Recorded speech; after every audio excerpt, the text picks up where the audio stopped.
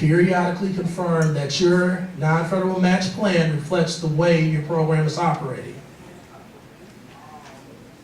If you were based your plan on you having, let's say, those 8 classrooms split over 2 different sites, and now mid-year one of those sites has closed the classroom, is your finance department can always know that?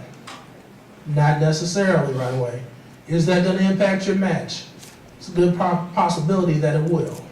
So you want to make sure that your assumptions of how you plan to meet your match, do the environmental conditions still exist to allow you to make that happen, or have things changed? So that may change because eligibility requirements have changed. Recruitment is an issue right now. You could have an issue happening at a particular site where 2 of the classrooms, just based on a health inspection, says that you can't have those classrooms open anymore, so you have to do something different. So you want to just make sure that as environmental things happen, or structural things within your program cycle, that you do keep aware of those, because they don't just impact your enrollment, they also going to impact potentially your match and the way you get spent dollars. So, and you want to share variances with people, especially folks who can take action and can make involved decisions about it. So if you're seeing variances, and if you're sitting in the fiscal chair, let the site director know, let your program directors know, hey, we're not meeting our match right now. What can we do? What should we do? Let your governing body, your PPC know too, we're not meeting our match. They might be able to help you as well. But if folks don't know, it makes it a lot harder for them to lean in.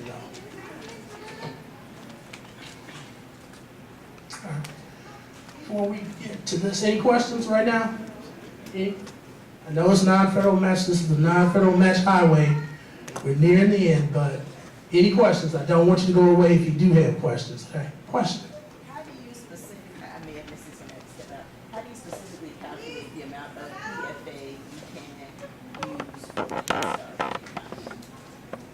use? It's going to be, if it's within the program, some folks go all the way close to 100%. I know Tiffany's in the back, but this whether or not it's going into your program, though, that's the thing.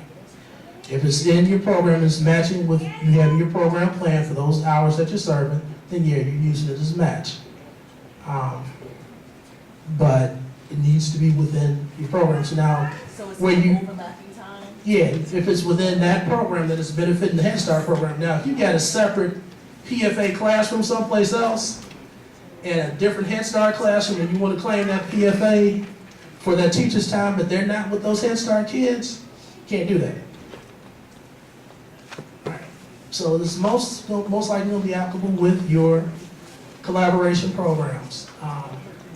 But now, so that's what you want to just, yeah, you got to make sure that the benefit would be there, because it's all but what if what I'm claiming as match is what I would have spent my program dollars on instead. So as we're wrapping up, a couple of questions. And let's see if we can fill in the blanks a little bit. Go ahead, you got a question there? Would it be applicable to assign the percentage of children that are PFA? That's one way to approach it, yeah. Yep, that's one way to approach it. Depending on the services that they're receiving, yeah. Couple of questions, see if we can fill in these blanks as a group. First one, did we, any ideas?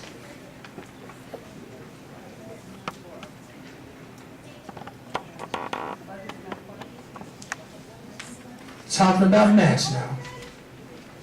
One of the guiding pieces, let's go with this one. Did we need it for our program? Okay. Did we need it for our program? That's what we're claiming for match. Did we need it? Next one. How much would we, any ideas?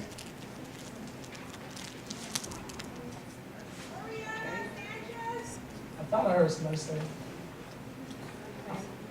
Huh? Go ahead. Yeah, how much would we have paid with our federal funds? Yeah, you got it. How much would we have paid with our federal award funds? If we had to buy it, how much would we have paid for it? We're thinking about matching. Next one, was it reflected in our, say it, right here?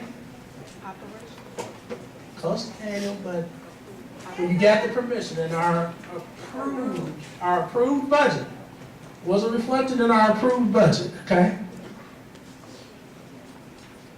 This next one is a little bit trickier, but was the portion claim reflective of any ideas?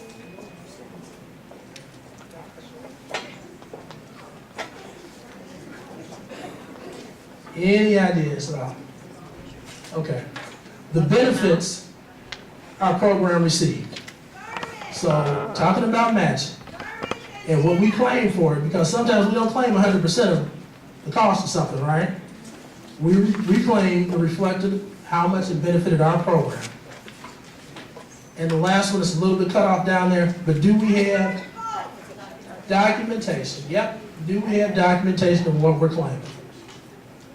If you follow those guiding thoughts, it'll make it a little bit easier for what you will end up claiming or thinking is allowable for non-federal match. You know. And the documentation piece is what's going to survive if you have good record keeping and reporting. It survives personnel, trend, people going in and out.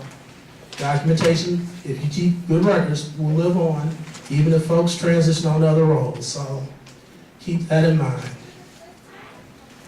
Any parting questions as we're wrapping up? Any questions? Okay. Did anybody learn anything more than when we first got here today? Okay, good. Well, it's been a pleasure being with you this afternoon, and wish you the best as you come up with your new match plans for the upcoming program and fiscal years, okay? Have a good one.